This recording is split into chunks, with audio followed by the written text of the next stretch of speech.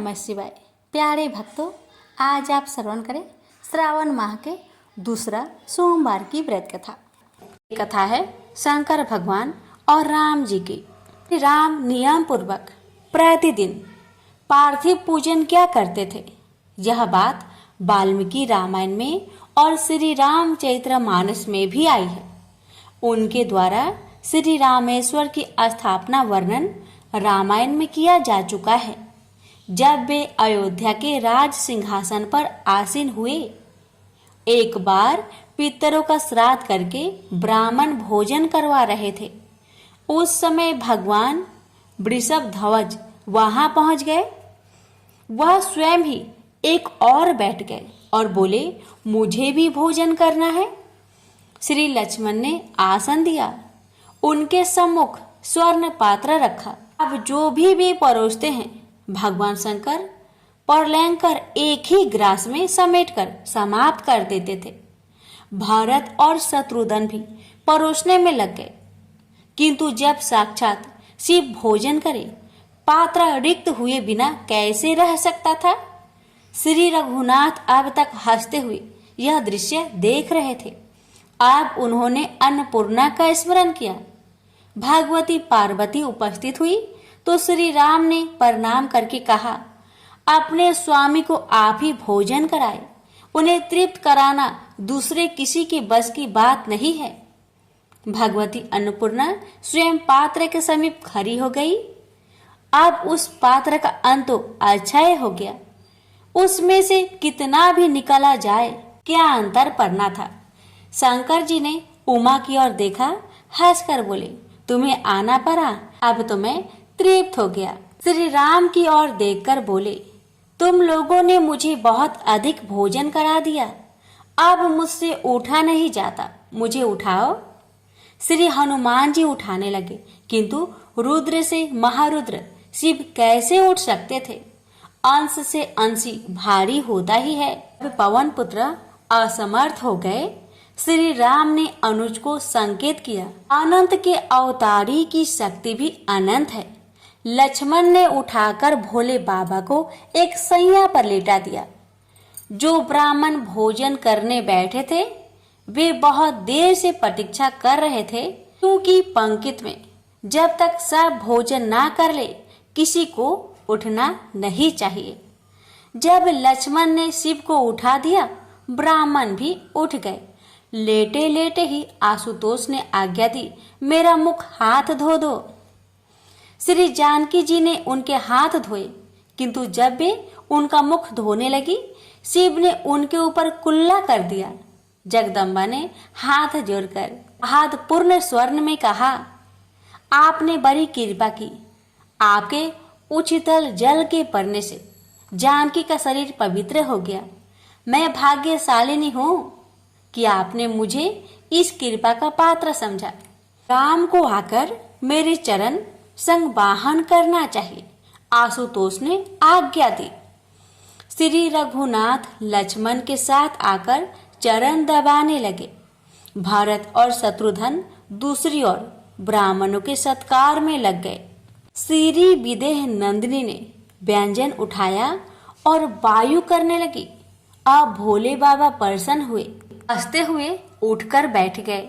बोले, मैंने क्रोध करने के अनेक अवसर दिए, किंतु तुम मर्यादा पुरुष उत्तम की मर्यादा धन्य है। मैं प्रसन्न हूँ, कुछ मांग लो। श्री रघुनाथ जी हंसे, महाराज आप विष का भोजन करते हैं। आभूषण के नाम पर आपके पास सर्प है। गज चर्म को वस्त्र आपने बनाया है। आपका वाहन है बूढ़ा बैल। भूत प्रेत पिचास आपके सेवक है। इनमें से किसी का हमारे लिए कोई उपयोग नहीं है। हम उन सब से दूर ही रहना चाहते हैं, इसलिए आप अपने चरण कमलों की भक्ति ही हमको प्रदान करें। सबने जब हास्य ध्वनि की, शंकर जी ने हंसते हंसते कहा, अच्छी बात है, पर कुछ और मांगो। श्री राघवेंद्र ने कहा, तब आप मेरी सभा में कथा सुनाया करें। तब से बहुत समय तक भगवान महेश्वर राम सभा के कथावाचक हो गए। वे पूर्व पूर्व कल्पों की कथाएं वहां सुनाया करते थे। प्रेम से बोलिए उमापति शंकर भगवान की जय, सिया रामचंद्र की जय। सुनिए भोलेनाथ की कनप भील की कथा। दक्षिण भारत में वन में भीलराज का पराक्रमी पुत्र था। भील एक दिन वह धनुष बाण लेकर वन में आखेट करने गया। घूमते हुए वह एक पहाड़ी पर पहुंचा, जहां नीचे त्रिकाल हस्तीश्वरी वायु तत्व लिंग है। पहाड़ी के ऊपर एक मंदिर में ऐसा शिवलिंग था जिसके अग्र भाग पर मुखाकृति बनी थी। भील ने अपने साथ के सेवक से पूछा, यह किसकी मूर्ति है? इस पर यहाँ फूल पत्ते किसने डाल रखे हैं?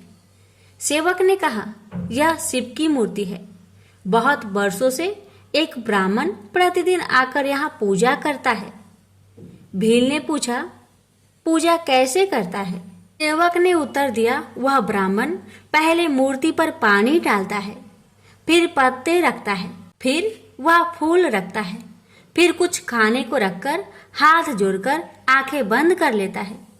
स्वतः मूर्ति को भोजन करने को कहता होगा। भील कुमार में पूर्व जन्म से शिव भक्ति के संस्कार थे।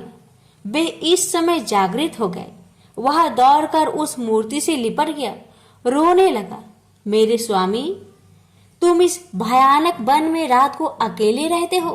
यहाँ शेर, रिछ आदि आते होंगे, तुम्हें डर लगता होगा। पशु आकर के कष्ट देते होंगे। अब मैं यहाँ उनको नहीं आने दूंगा। यहाँ से मैं अब कहीं नहीं जाऊंगा। तब भील रोते रोते यह कह रहा था। उसका सेवक समझाता था कि यह पागल हो गया। उसने बहुत चेष्टा की, पर भील घर जाने को उद्धत नहीं हुआ। सेवक ने उसके पिता को समाचार दिया, किंतु वन्य जातियों में मोह वैसा नहीं होता जैसा नागरिकों में देखा जाता है। राज ने यह सुनकर उपेक्षा कर दी। बोले, वह 1-2 दिन में स्वतः आ ही जाएगा। अकेले पर्वत पर रहा तो उसका साहस ही बढ़ेगा। वहां बस भी जाए तो कोई हानि नहीं है। हम भील तो अपनी पल्ली प्रथम बनाते ही हैं। भील उस मूर्ति से लिपटकर रो रहा था। रोते रोते अंधेरा हो गया। अब धनुष बाण लेकर वह मंदिर के बाहर आकर रखवाली करने लगा। रात्रि उसने जागते हुए व्यतीत की। प्रातः काल हुआ तो उसे देवता की पूजा की चिंता हुई, इसलिए वन में गया। भीम भील का पुत्र था। उसने पूजा देखी और सुनी नहीं थी। देवता के लिए कुछ भोजन चाहिए, यह सोचकर उसने एक शशक मारा। उसके मांस के टुकड़े को लकड़ी एकत्रित करके चमचमक की अग्नि से प्रज्वलित किया और उसमें भुना। बाण में मांस का एक एक टुकड़ा पिरोकर उनको भली प्रकार भूनकर वन से लाए हुए हाथ के छत्ते से शहद निकालकर उसमें उनको डुबाया।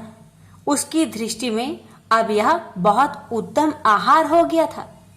थोड़े से फूल और पत्ते भी उसने एकत्र किए। यह सब करने में उसे दोपहर हो गई। वह चिंतित था कि देवता अभी तक भूखे होंगे। जहां तक हो सका वह शीघ्रता कर रहा था। पर्वत के नीचे जो सरिता है उसमें से उसे जल लाना था, किंतु उसके पास कोई जल पात्र नहीं था। उसके एक हाथ में धनुष था, कंधे पर तरकस बंधा था, दूसरे हाथ में बाण में पिरोए हुए भुने मांस के टुकड़े थे। उसने जो पत्ते और फूल इकट्ठा किए थे उन्हें अपने बालों में लगा लिया। मुख में ही नदी का जल भर लिया। जितनी शीघ्रता हो सकता था चढ़कर मंदिर में आया। जो ब्राह्मण प्रतिदिन पूजा करता था पूजा करके जा चुका था। भीम के हाथ खाली तो थे नहीं। उसने पैर से ही मूर्ति पर चढ़ाए फूल पत्ते हटाए। जल चढ़ाने के लिए मूर्ति पर कुल्ला किया। धनुष एक और रखकर बालों में लगे फूल पत्ते उतारकर मूर्ति को सजा दिया। अंत में मांस को एक पत्ते पर रखकर हाथ जोड़कर नेत्र बंद करके प्रार्थना करने लगा, देवता यह शासक का बहुत कोमल मांस है। मैंने इसे भली प्रकार से भुना है। इसमें पर्याप्त मधु डाला है। यह बहुत स्वादिष्ट होगा और शरीर को भी पुष्ट करेगा। आप इसे अवश्य भोजन करें। भील बहुत देर तक प्रार्थना करता रहा। नेत्र खोलने पर देखा देवता ने मांस नहीं खाया है। उसने सोचा, स्वभाव है, अभी इनको भूख नहीं लगी हो, भूख लगने पर खा लेंगे। यह भी हो सकती है कि मेरे सामने खाने में संकोच करते हो। वह वही मांस छोड़कर धनुष बाण लेकर बाहर बैठ गया। भील का अंतकरण निर्मल था, एक सरल था, निष्कपट था, सहजी दिवाकर हो गया। उसे अपने भोजन जलपान या विश्राम का ध्यान नहीं रहा। उसे एक ही दुख था कि देवता ने उसका लाया हुआ मांस नहीं खाया था। रात्रि भर वह द्वार पर पहरा देता रहा और जागता रहा। दूसरे प्रभात में वह फिर पहले दिन के समान देवता की पूजा और आहार के लिए फूल पत्ते तथा मांस लाने वन में चला गया। प्रतिदिन पूजा करने वाले ब्राह्मण मंदिर में आए। मंदिर में मांस देखकर बड़ा दुख हुआ। लगा किसी दुष्ट ने मंदिर को भ्रष्ट किया है। पूजन सामग्री बाहर रखकर उन्होंने मांस फेंका। नीचे से जल लाकर मंदिर को धोया, पुनः स्नान किया, तब पूजा करके गए। भील वन से लौटा। उसने अपनी पद्धति के अनुसार इस दिन पूजा की। ब्राह्मण को दूसरे दिन सवेरे भी मांस मिला। तीसरे दिन उन्हें बहुत गलानी हुई। मंदिर धोकर पूजा करते समय वे फूट फूट कर रोने लगे। पता नहीं कौन दुष्ट रोज मंदिर को भ्रष्ट कर जाता है। ब्राह्मण भी सचमुच भक्त थे। उन्हें अत्यधिक वेदना हो रही थी मंदिर भ्रष्ट होने से। उनके दुख को देखकर मंदिर में शब्द हुआ, ब्रिपवर, आप व्यर्थ शोक कर रहे हैं। यह मांस लाने वाला दुष्ट नहीं है, मेरा परम भक्त है, अत्यंत सरल है। मुझे बाहरी पदार्थ प्रसन्न नहीं करते। निर्मल प्रेमपूर्ण हृदय मुझे प्रसन्न करता है। इस भोले भील भक्त के पैरों का स्पर्श मुझे पार्वती के स्पर्श से भी अधिक प्रिय है। उसका कुल्ला किया हुआ जल गंगा जल से भी मुझे पवित्र लगता है। उसके केसों से निकले पत्र पुष्प कल्प वृक्ष के पुष्पों से भी मुझे मनोहारी प्रतीत होते हैं और उसका मांस का अर्पित नैवेद्य मुझे अब तक प्राप्त तपस्वियों के नैवेद्य से भी अधिक प्रिय है। आपको उसका प्रेम दिखना है तो यही छिपे रहिए। ब्राह्मण वही छिप गया। भील मंदिर में आया तो आज उसने देखा देवता के बाएं नेत्र से रक्त प्रवाह चल रहा था। उसे बहुत क्रोध आया। उसने हाथ में लाया हुआ मांस एक और रखा और धनुष पर बाण चढ़ाकर इधर उधर ढूंढने लगा कि किसने देवता को मारा है, लेकिन कोई पशु भी आसपास नहीं मिला। लौटकर उसने अपना धनुष उठाया और वन में चला गया। थोड़ी देर में बहुत सी जड़ें, पत्ते, फूल लिए हुए लौटा। उसे घाव पर लगाने की जितनी जड़ियां ज्ञात थी सब ले आया था। एक एक को अपने थूक से रगड़कर पीसकर देवता के नेत्र पर रखने लगा, किंतु किसी से कोई लाभ नहीं हुआ। रक्त को बंद नहीं होना था सो बंद नहीं हुआ। भील व्याकुल हो गया। देवता के नेत्र से रक्त बह रहा है। अब वह क्या करे? सहसा उसे किसी बूढ़े ने कहा था, शरीर के उसी स्थान का मांस वहां लगा दे तो घाव ठीक हो जाता है। उस वृद्ध की बात ठीक है या नहीं, भील ने उस पर विचार नहीं किया। उसने अपने बाण की नोक अपने बाएं नेत्र में घुसा ली और वह नेत्र निकालकर देवता के नेत्र पर रखकर लगाया। यह देखकर वह हर्ष से खिल उठा। इससे देवता के नेत्र की रक्तधार बंद हो गई। अपने नेत्र की पीड़ा का उसे ध्यान ही नहीं था। अचानक देवता के दाहिने नेत्र से रक्त आने लगा। यह देखकर भील को दो क्षण स्तब्ध रह गया। फिर उसे स्मरण आया, एक में हुआ रोग दूसरे नेत्र में भी प्राय हो जाता है। लेकिन अब भील को कुछ सोचना नहीं था। दवा उसे ज्ञात हो गई थी।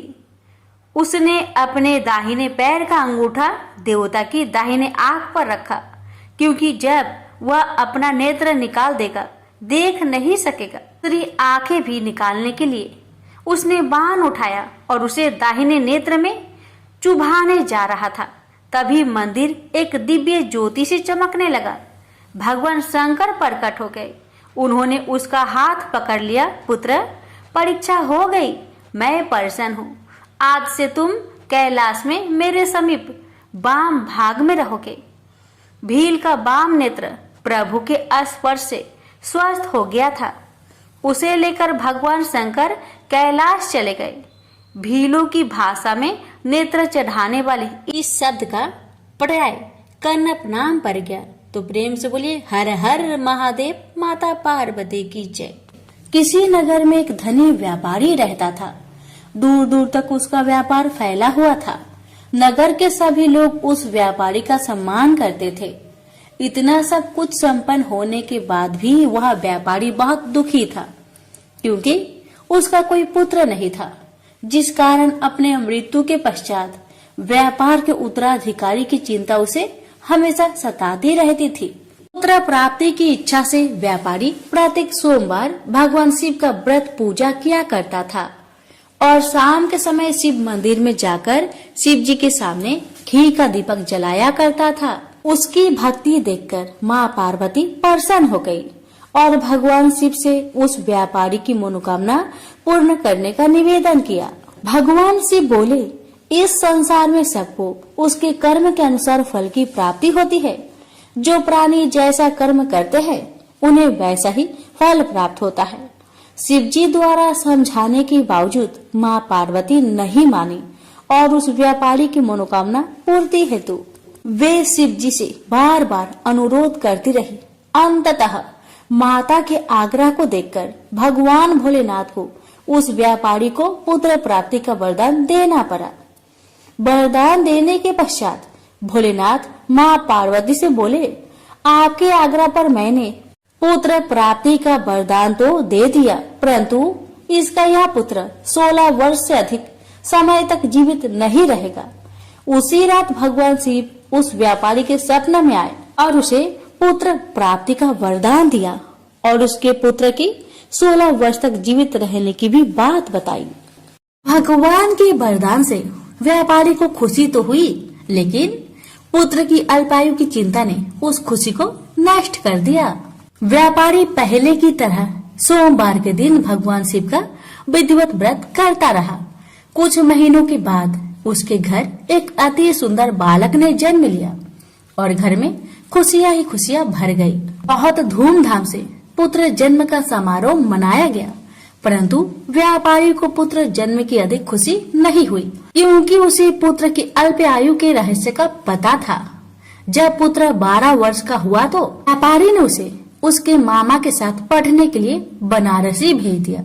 लड़का अपने मामा के साथ शिक्षा प्राप्त हेतु चल दिया। रास्ते में जहाँ भी मामा भांजे विश्राम हेतु रुकते, वहीं यज्ञ करते और ब्राह्मणों को भोजन कराते।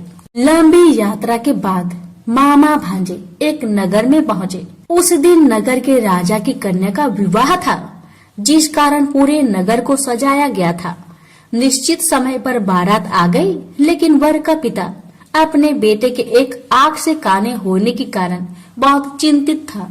उसे भय था कि इस बात का पता चलने पर कहीं राजा विवाह से इनकार न कर दे, इससे उसकी बदनामी भी होगी।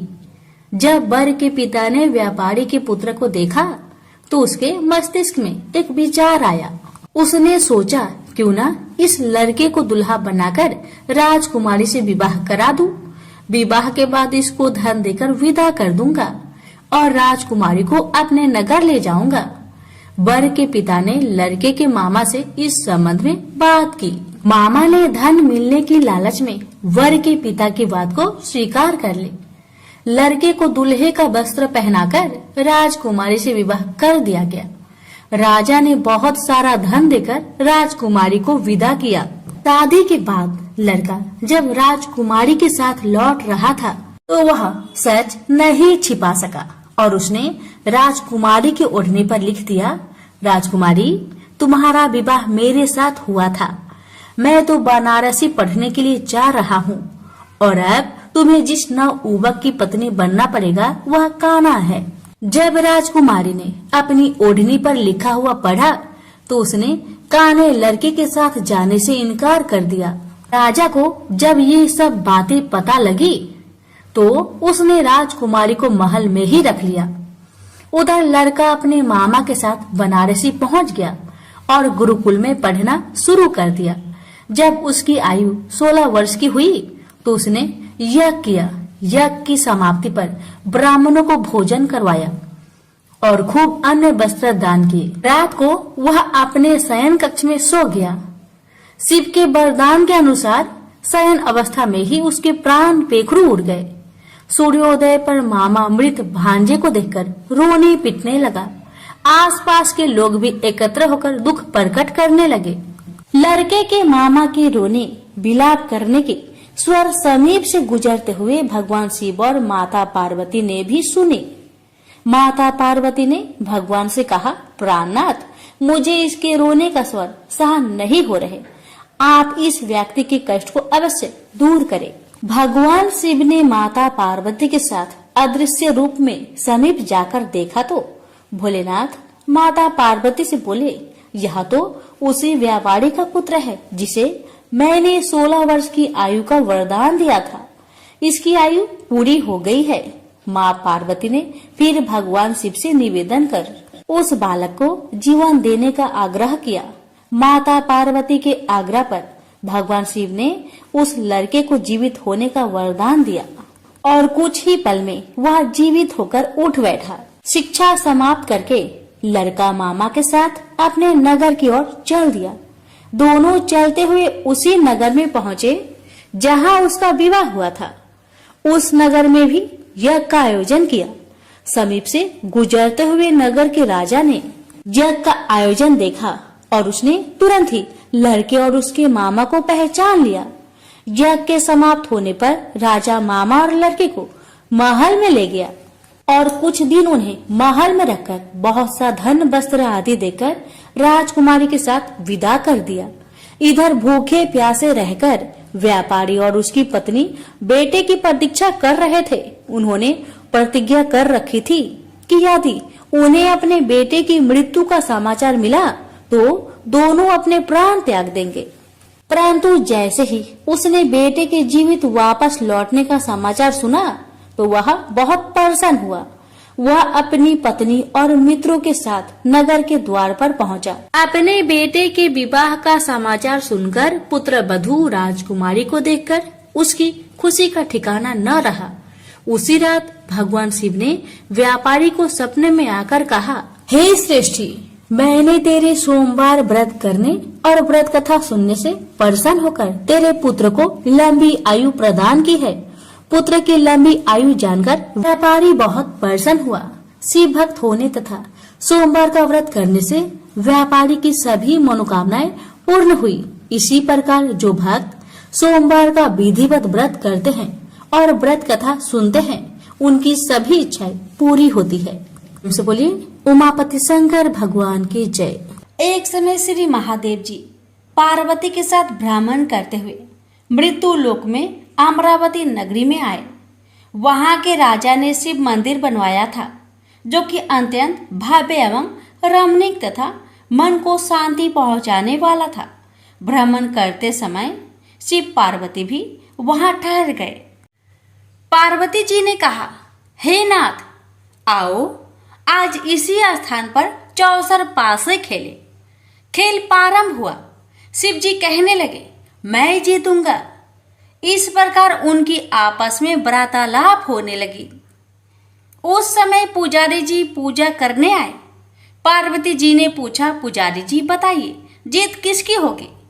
पुजारी बोला, इस खेल में महादेव जी के समान कोई दूसरा परंगत नहीं हो सकता, इसलिए महादेव जी ही यह बाजी जीतेंगे।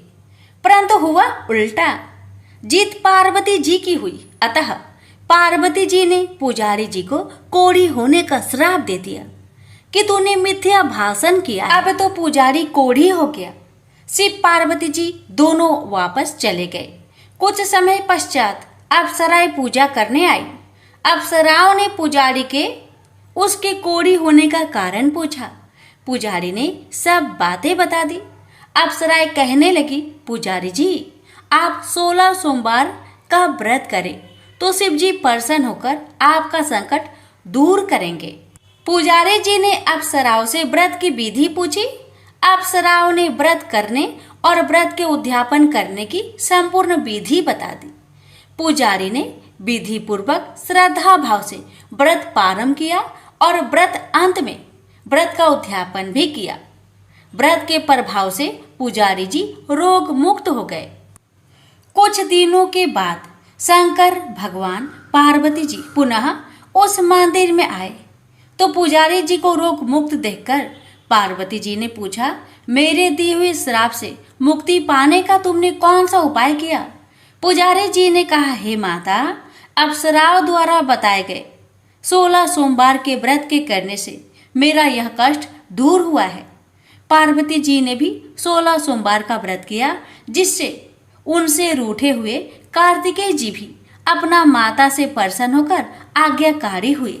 कार्तिकेय जी ने पूछा, हे माता, क्या कारण है कि मेरा मन सदा आपके चरणों में लगा रहता है? पार्वती जी ने कार्तिकेय को 16 सोमवार के व्रत का महात्म्य तथा विधि बताई। तब कार्तिकेय जी ने भी इस व्रत को किया तो उनका बिछड़ा हुआ मित्र मिल गया। अब मित्र ने भी इस व्रत को अपने विवाह होने की इच्छा से किया। फलतः वह विदेश गया। वहां के राजा की कन्या का स्वयंवर था। राजा ने प्रण किया था कि हथिनी जिस व्यक्ति के गले में वरमाला डाल देगी उसी के साथ राजकुमारी का विवाह करूंगा। यह ब्राह्मण मित्र भी स्वयंवर देखने की इच्छा से वहां एक और जाकर बैठ गया। हथिनी ने इसी ब्राह्मण मित्र को माला पहनाई तो राजा ने बड़ी धूमधाम से अपनी राजकुमारी का विवाह उसके साथ कर दिया। तत्पश्चात दोनों सुखपूर्वक रहने लगे। एक दिन राजकन्या ने पूछा, हे नाथ, आपने कौन सा पुण्य किया जिससे हथिनी ने आपके गले में वरमाला पहनाई? ब्राह्मण पति ने कहा, मैंने कार्तिकेय जी द्वारा बताए अनुसार 16 सोमवार का व्रत पूर्ण विधि विधान सहित श्रद्धा भक्ति से किया, जिसके फल के कारण मुझे तुम्हारे जैसे सौभाग्यशाली पत्नी मिली। अब तो राजकन्या ने भी सत्य पुत्र प्राप्ति के लिए व्रत किया और सर्वगुण संपन्न पुत्र प्राप्त किया। बड़े होकर पुत्र ने भी राज्य प्राप्ति की कामना से 16 सोमवार का व्रत किया। राजा के देवलोक होने पर इसी ब्राह्मण कुमार को राजगद्दी मिली। फिर भी वह इस व्रत को करता रहा। एक दिन उसने अपनी पत्नी से पूछा, सामग्री शिवालय ले चलने को कहा, परंतु उसने पूजा सामग्री अपनी दासियों द्वारा भिजवा दी। जब राजा ने पूजन समाप्त किया तो आकाशवाणी हुई कि हे राजा, तुम इस पत्नी को त्याग दो, नहीं तो राजपाट से हाथ धोना पड़ेगा। प्रभु की आज्ञा मानकर उसने अपनी पत्नी को महल से निकाल दिया। तब वह अपने भाग्य को कोसती हुई एक बुढ़िया के पास गई और अपना दुखड़ा सुनाया। तभी बुढ़िया को बताया, मैं पूजन सामग्री राजा के कहे अनुसार शिवालय में नहीं ले गई और राजा ने मुझे निकाल दिया। बुढ़िया ने कहा, तुझे मेरा काम करना पड़ेगा। उसने स्वीकार कर लिया। तब बुढ़िया ने सूत की गठरी उसके सिर पर रखी और बाजार भेज दिया। रास्ते में आंधी आई तो सिर पर रखी गठरी उड़ गई। बुढ़िया ने डांट कर उसे भगा दिया। अब रानी बुढ़िया के यहाँ से चलते चलते एक आश्रम में पहुंची। गोसाई जी उसे देखते ही समझ गए कि यह उच्च घराने की अबला विपत्ति की मारी है। वे उसे धैर्य बधाते हुए बोले, बेटी, तू मेरे आश्रम में रह, किसी प्रकार की चिंता मत कर। रानी आश्रम में रहने लगी, परंतु जिस वस्तु को वह हाथ लगाती वह वस्तु खराब हो जाती। यह देखकर गोसाई जी ने पूछा, बेटी, किस देव के अपराध से ऐसा होता है? रानी ने बताया कि मैंने अपने पति की आज्ञा का उल्लंघन किया और शिवालय में पूजन के लिए नहीं गई। इससे मुझे घोर कष्ट उठाने पड़ रहे हैं। गोसाई जी ने शिव जी से उसके कुशल क्षेम के लिए प्रार्थना की और कहा, बेटी तुम 16 सोमवार का व्रत विधि के अनुसार करो। तब रानी ने विधि पूर्वक व्रत पूर्ण किया। व्रत के प्रभाव से राजा को रानी की याद आई और दूतों को उसकी खोज में भेजा। आश्रम में रानी को देख दूतों ने राजा को बताया। तब राजा ने वहां जाकर गोसाई जी से कहा, महाराज यह मेरी पत्नी है, मैंने इसका परित्याग कर दिया था, कृपया इसे मेरे साथ जाने की आज्ञा दे। शिव जी की कृपा से प्रति वर्ष 16 सोमवार का व्रत करते हुए वे आनंद से रहने लगे और अंत में शिवलोक को प्राप्त हुए। प्रेम से बोलिए हर हर महादेव, माता पार्वती की जय। ओम नमः शिवाय। पूर्व समय में नर्मदा नदी के तट पर नम्रपुर नामक एक रमणीय नगर था, जिसमें शिव भक्त विश्वनर नामक एक मुनि रहता था। वह संपूर्ण शास्त्रों का बेता और शिव जी के चरणों में निपुण, लोकाचार में चतुर था। पश्चात एक सुचिमती नामक ब्रह्मा की कन्या से उसका विवाह हुआ। एक समय उसकी पतिव्रता स्त्री ने उसकी बड़ी सेवा की तो उसने प्रसन्न हो उसे वर देना चाहा। पत्नी ने कहा, यदि आप प्रसन्न हैं तो मुझे महादेव जी के समान पुत्र हो। तब उसके ऐसे वचन सुन वह व्रती ब्राह्मण समाधि में स्थित हो इस पर विचार करने लगा कि स्त्री ने कितना दुर्लभ वर मांगा है, परंतु जो कुछ हो भगवान शंभु की इच्छा बिना कुछ नहीं होता। यदि उनकी कृपा से इसके मुख से ऐसा निकला है तो इसको कौन अन्यथा कर सकता है। ऐसा विचार कर उस एक पत्नी व्रत में स्थित ब्राह्मण ने अपनी पत्नी से कहा, विश्व के ईश्वर भगवान शिव है, मैं वहां तप करने जा रहा हूँ, तुम किसी बात की चिंता ना करना। ऐसा कहा वह काशी में जा कार्णिका घाट पर उसके दर्शन कर अपने सैकड़ों जन्मों के पाप दूर किए तथा वहां के विश्वेश्वर आदि शिवलिंगों का दर्शन कर सब कुआं, बाबरी और तालाबों में स्नान कर संपूर्ण तीर्थ स्थानों में पिंडदान किया। फिर सहस्त्रों प्रकार के भोजन आदि से वहां के ब्राह्मणों एवं मुनियों को तृप्त कर सब लिंगों का पूजा योग यथोचित उपचार कर पूजन किया और बार बार यह विचारता रहा कि क्या इन लिंगों द्वारा पुत्र की कामना निश्चलता को प्राप्त होगी। उसे ज्ञात हुआ कि अवश्य ही वीरेश लिंग इसके लिए प्रशंसनीय है। उसने वर्षों उस लिंग की यथाविधि पूजा की, कितने ही प्रकार के अनुष्ठान किए। 1 वर्ष तक निराहार और केवल जल पीकर अद्भुत तप किया। तीनों समय भक्ति से उस उत्तम वीरेश लिंग की पूजन किया। वह 13वें महीने में जब एक दिन वह प्रातः काल त्रिपथ गंगा के जल में स्नान कर लिंग का पूजन करने गया तो उसी समय उस तपोधन लिंग के मध्य भाग में स्थित हुए 8 वर्ष के एक सुंदर बालक को देखा। वह बड़ी ही सुंदर पीली जटा और मुकुट लगाए नम्र तथा हंसता हुआ उसकी ओर देख रहा था। तब उस बालक को प्राप्त कर मुनि के हर्ष का अंत न रहा। उन्हें रोमांचित हो हृदय से उसे बार बार नमस्कार किया। 8 पद्मों से युक्त उस परमानंद शंभु की स्तुति कर उन्हें संतुष्ट किया। तब इस प्रकार जब उस ब्राह्मण ने अपने हाथ बांध पृथ्वी पर गिरकर उन्हें दंडवत प्रणाम किया, तब वृद्धों में वृद्ध उस बालक ने अत्यंत प्रसन्न हो विश्वनर से कहा, हे ब्राह्मण, मैं तुमसे प्रसन्न हूँ, वर मांगो। इस पर विश्वनर ने कहा, हे प्रभु, आपसे कुछ भी अज्ञात नहीं है, मुझे मांगने को ऐसा दीन वचन क्या कहते हैं। हे महेशान, आपकी जैसी इच्छा हो वैसा ही कीजिए। तब विश्वनर के ऐसे वचन सुनकर बालक रूप उस पवित्र देवता ने कहा, हे पवित्र विश्वनर, तुमने जो सुचिस्मति में पुत्र होने का विचार किया है वह शीघ्र ही पूरा होगा। मैं स्वयं ही तुम्हारी स्त्री में पुत्र रूप से प्रकट होऊंगा और वहां मेरा नाम गृहपति होगा। यह आपका कहा हुआ अभिलाषक स्रोत जो शिव जी के समीप में पाठ करेगा उसे 1 वर्ष में सिद्धिदायक होंगे। यह बांध्या को पुत्र देने वाला अभिलाषक स्रोत है, परंतु इसे हर एक को नहीं देना चाहिए और बहुत यत्न से छिपाकर रखना चाहिए।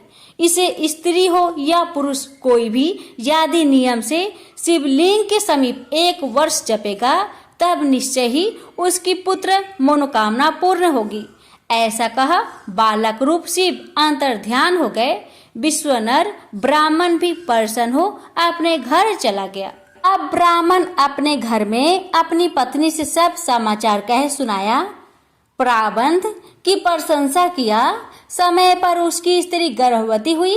ब्राह्मण ने गर्भधान संस्कार किया, समय समय की सब विधियां की, गृह सूत्र की विधि की, पुष्पवन संस्कार किया।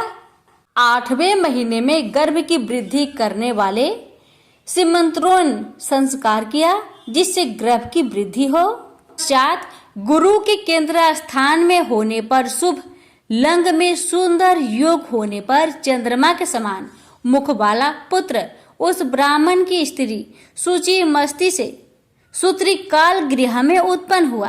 देवताओं ने दूदू बजाई, दिशाएं निर्मल हो गई और चारों ओर से नदियां तथा प्राणियों के मन निर्मल हो गए। सतगुण युक्त मंगलमयी वर्षा होने लगी। सब मनुष्य की वाणी प्रिय और कल्याणमयी हो गई।